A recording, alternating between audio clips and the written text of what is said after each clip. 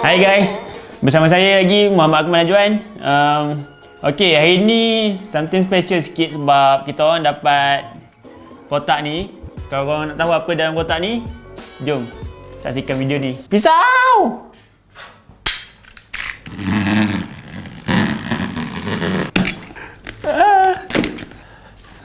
So aku buat keluar ni dulu. So charger, tripod, dan ni strap. Sorry bos. Ni GoPro Hero 8. So hari ni aku akan unboxing benda ni. Yang ni special bundle punya edition. So let's get into it. Nak buka kotak payuh. Payuh dah GoPro, muat gapo ni GoPro? Payuh nak apa buka nanti payuh ni buka apa? Berjaya kau buka. Memang kau kena tarik, tapi jangan tekan kat sini sebab nanti kau nak tarik tapi kau pegang je. Okay, akhirnya setelah sejam menunggu, so ni kotak dia. Kita buang dulu dia punya skru. Ni GoPro. Ni GoPro dia kita akan review lepas ni. Okay, jom kita tengok dalam kotak ni ada apa. So ni just card GoPro Plus Unlimited Cloud Storage. Dia punya info lah.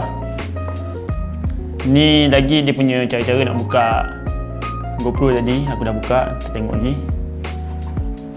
So back sini ni rasa tak baca. Ni manual book yang korang minat sangat baca ni. Ni korang memang minat sangat lah, tak apa lah. Ok, dalam kotak ni dia disediakan dengan SD card 32GB sesuai dengan adapter dia untuk transfer dalam laptop terus. Dia datangkan dengan USB Type-C. Wow, USB Type-C. Ok, ni dia punya headband untuk korang pakai nak pergi hiking ke, nak naik basikal, function benda ni.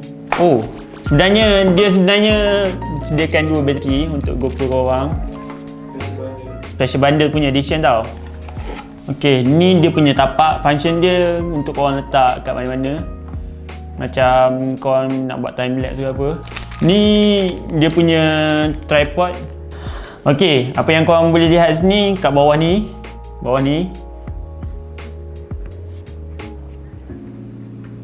Kat bawah ni dia ada dia punya mount untuk korang cocok dekat tripod dengan pakai skru ni. Ok, ni battery slot. Korang boleh, kalau lihat dalam ni, kalau tengok dalam ni, korang boleh nampak dia punya ni USB Type-C. Lepas tu battery slot kat tengah ni. Lepas tu ada kat dalam ni kecil untuk korang punya SD card ni. Ok, atas ni dia punya record button. So belakang ni korang boleh tengok dia punya LCD screen.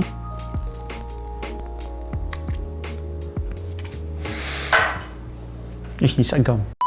Ok, kalau korang boleh tengok ni dia punya screen. Sekali ada logo GoPro.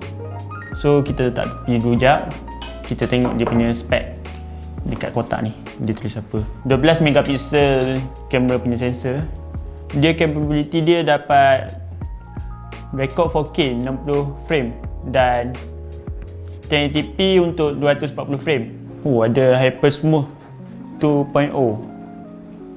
Tu macam stabilization untuk GoPro ni, dia punya feature baru. Lepas tu time wrap ni dia punya feature macam hyperlapse. Stream 1080p dekat FB, dekat Twitch ke, korang tengah adventure semua, hiking, boleh buat live pakai GoPro. Lepas tu ada live burst. Dia ada capability untuk shoot gambar dalam bentuk RAW. Tu baru daripada GoPro. Yang sebelum ni model, tak silap aku model GoPro Hero 7 tak ada lagi. Lepas tu dia ada macam voice command untuk aktif dia punya GoPro ni. Nanti kita try in next video. Ada touchscreen, waterproof hingga 10 meter. Tu tak silap aku dari model Hero 6 lagi. Ok, tepi ni kalau korang boleh tengok, dia ada cakap apa yang ada dalam kotak ni. kalau yang korang tak beli yang special bundle punya edition, dia akan bagi GoPro dan satu bateri je. Kalau macam special bundle punya edition, kita orang dapat 2 biji bateri. Itu saja daripada saya, Muhammad Akmal Najwan, dalam unboxing GoPro Hero 8 special bundle edition. Next video aku akan review pasal spek GoPro ni. Sekarang ada cerita sikit latar belakang video GoPro ni. Okay, itu saja daripada saya. Sekian, terima kasih. Jumpa next video. Bye. Bodoh lah.